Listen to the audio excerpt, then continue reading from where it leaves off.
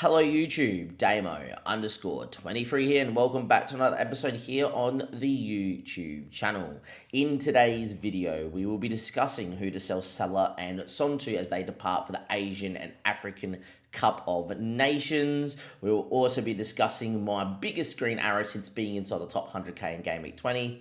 And lastly, because you guys know that there hasn't been a video for the last couple of weeks with Fantasy Premier League, we're going to discuss how I went in Game Weeks 19 and 18 as well. And it definitely wasn't as good as Game Week 20. Very excited for the video. Give it a like. Do subscribe to the YouTube channel. And I do apologise for there not being a Fantasy Premier League video over the festive period. Couple of reasons as to why. A, got COVID, which is not good. But B, as well, I've made a big New Year's Eve resolution to get out a football manager video every single day on the YouTube channel. So as you can see, we're loading up a lot of videos, preloading, loading, trying to get the channel out there a little bit more at the start of the new year.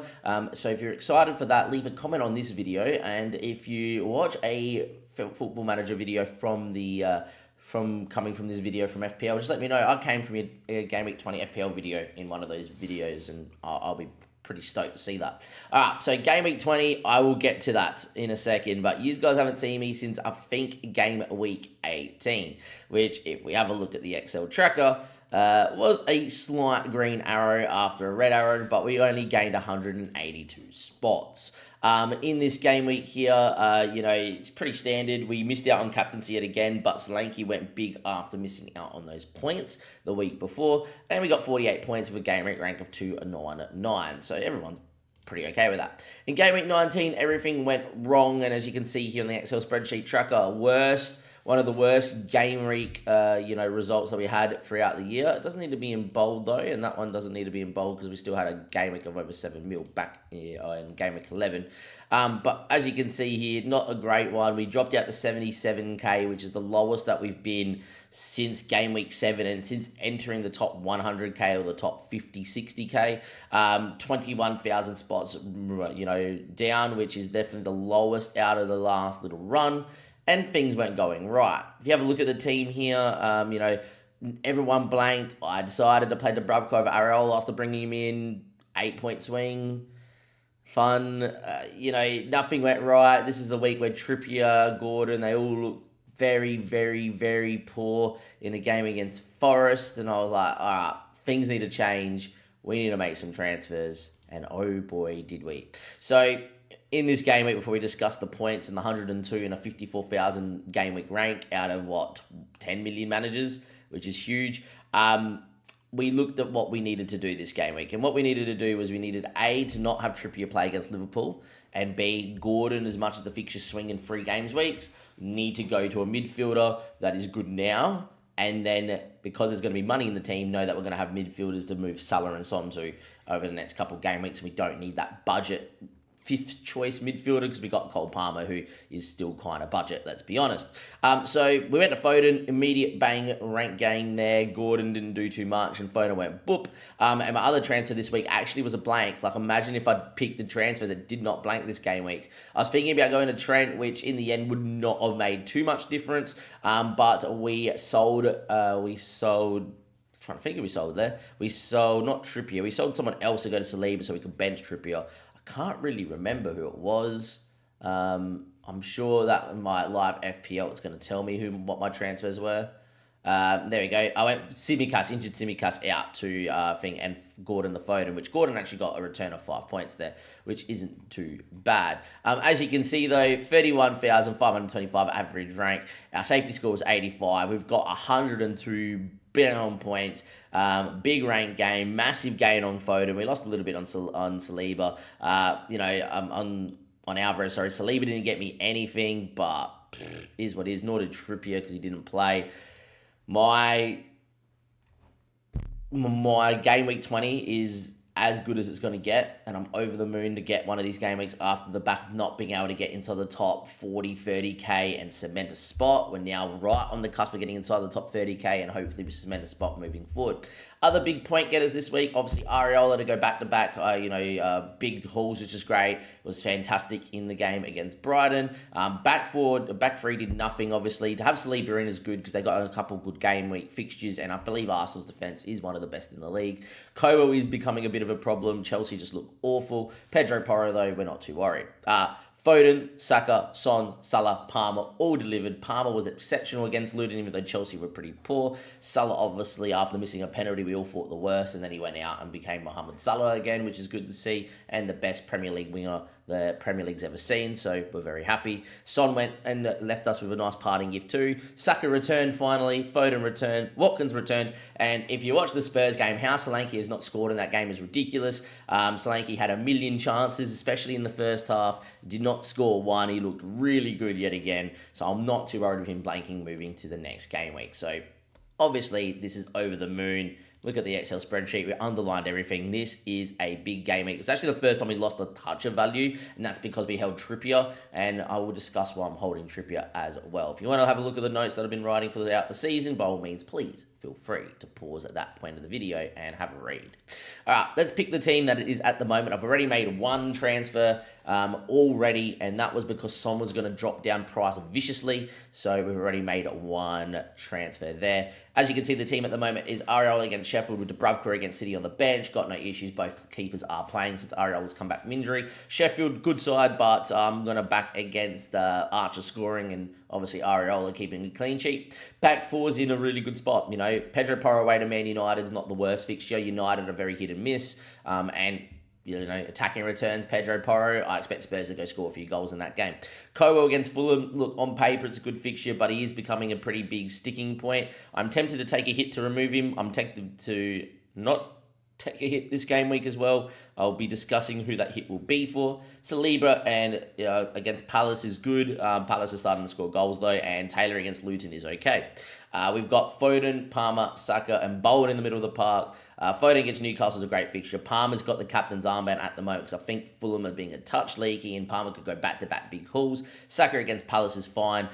Bowen's coming in for Son. I just think he's the best pick over this period here. If you have a look, he's generally very consistent. As you can see, 7, 2, 8, 8, 6, 3 with an 8 before then as well. He's got Bournemouth and Sheffield the next two. Now, Bournemouth, good fixture, but they play expansive football, so Bowen can go down the other end.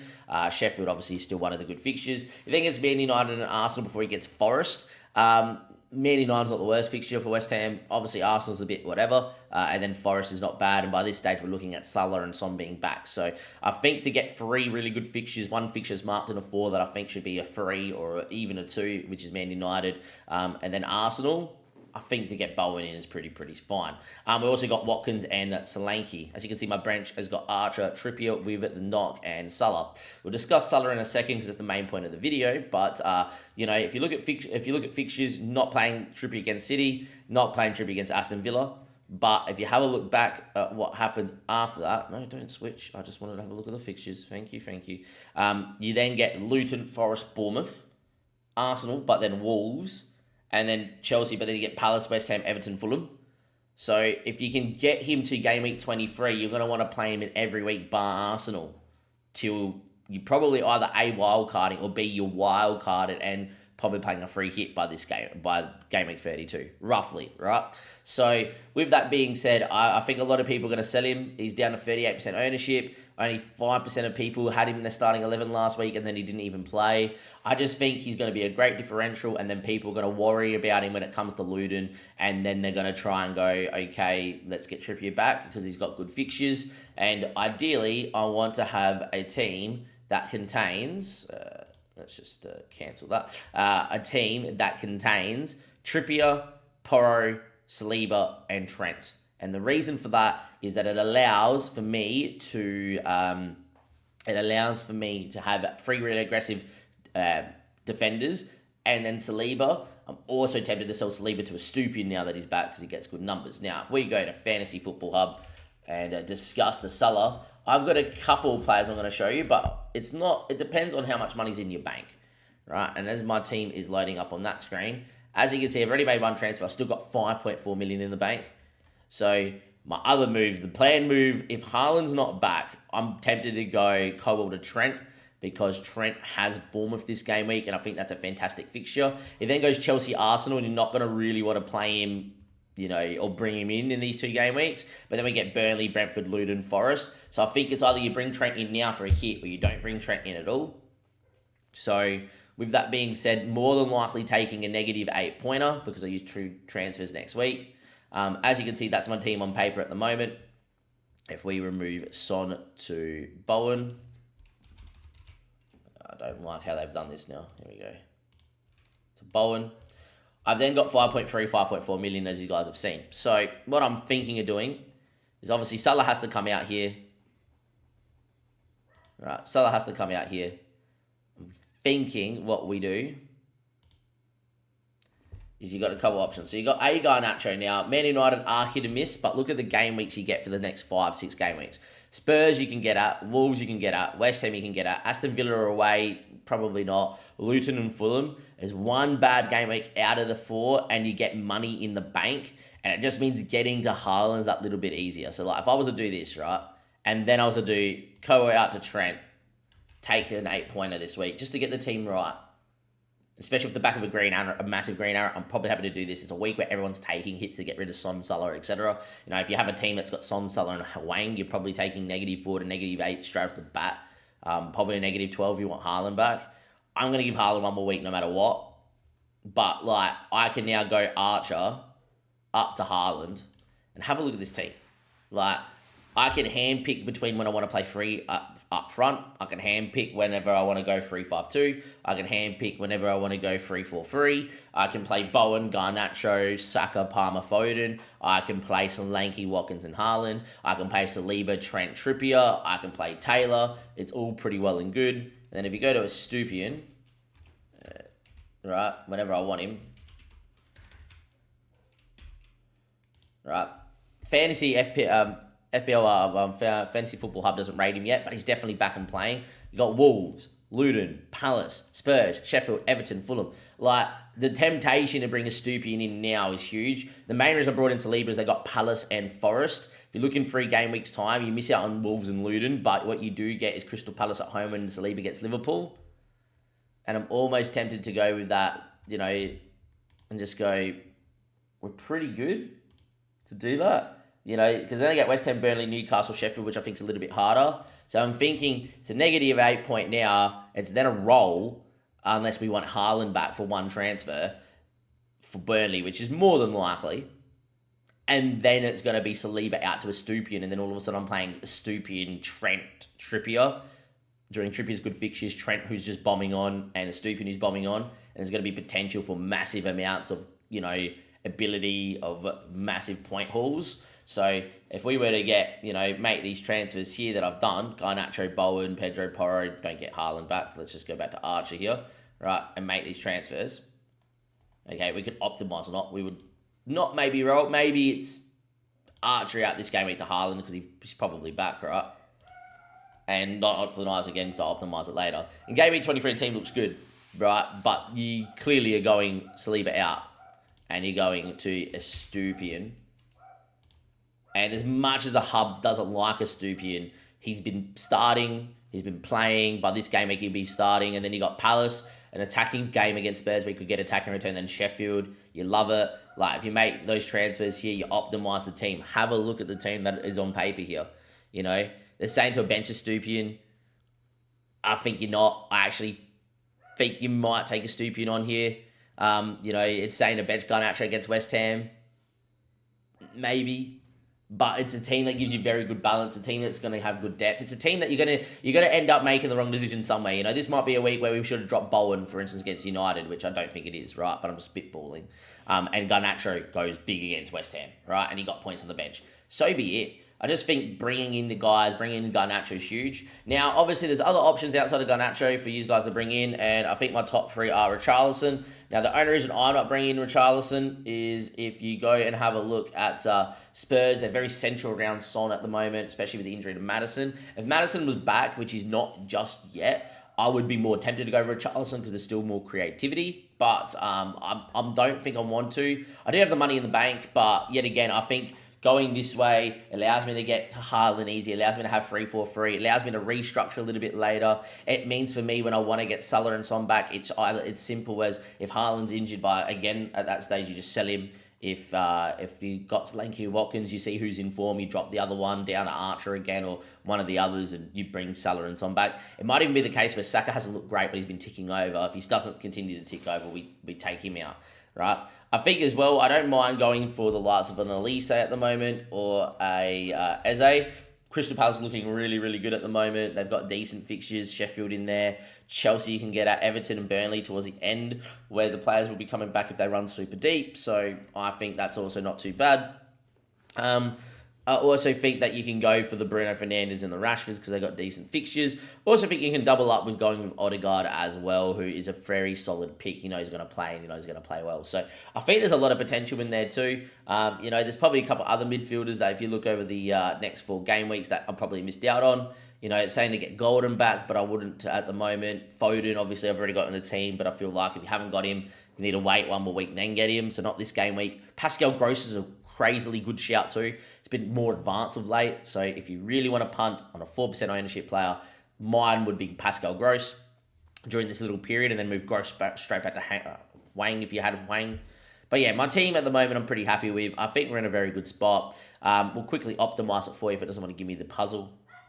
There we go, nice. So it's telling me to captain Salah. Or captain Saka. I think I'm going to captain Palmer. But yeah, if you have a look at that team, it's 100% team rating with 95 game week rating. Pretty happy with that. It's telling me to bench Porro against Man United. Probably not doing that. Definitely not doing that. Wants me to play Garnacho against Spurs, which I don't know. Maybe. I think I'd rather take Pedro Porro over Garnacho, but maybe I don't. I'm not so sure. It also says you're playing Areola over Dubravka, which is weird. Feel like Pedro Porro has to play. I understand that this gives you a benching headache. I think you take the attacking turn of Pedro Porro, then Taylor over Luton as well. I think that's what you do. I think that's going to be your team if I was to make those transfers. Lucky last, if you're looking at like price rises here quickly, this is going to not be up to date for you guys, but like just quickly if you look at price changes, if Salah's about to drop, maybe we do this. He's actually about to drop again tonight, so maybe we just do what we plan to do. So let's do it in the video. So we're going to go Salah down, and we're going to bring in Garnacho for 4.8 mil. And we're going to make that change because with these is 13.4 mil. Now, is Trent about to go up? No. Alexander Arnold's increasing in a week. Good. I want to make sure we have, before I take a hit, I want to make sure that player's absolutely going to play. So that's me. Confirm the 4 hit. I nearly played in my wildcard by accident there. And look, I'm pretty happy with that being the team. If that's my team right now and I don't make another transfer and it's just a -4, I can live with that too. And there is potential that I do that. It just means that we don't get Trent back. All right, that's going to be the end of this video. It's a bit wordy, as always. But if you have enjoyed, give it a like. Do subscribe to the YouTube channel. If you're looking for my big tips to who to sell Salah and Son to, Garnacho if you want to fund money for Haaland. Richarlison's fine. Bowen's perfect. I think Eze and Elise. And you can go and double up on Odegaard. Maybe even Martinelli as well. I'll catch you guys next time. Thank you and goodbye.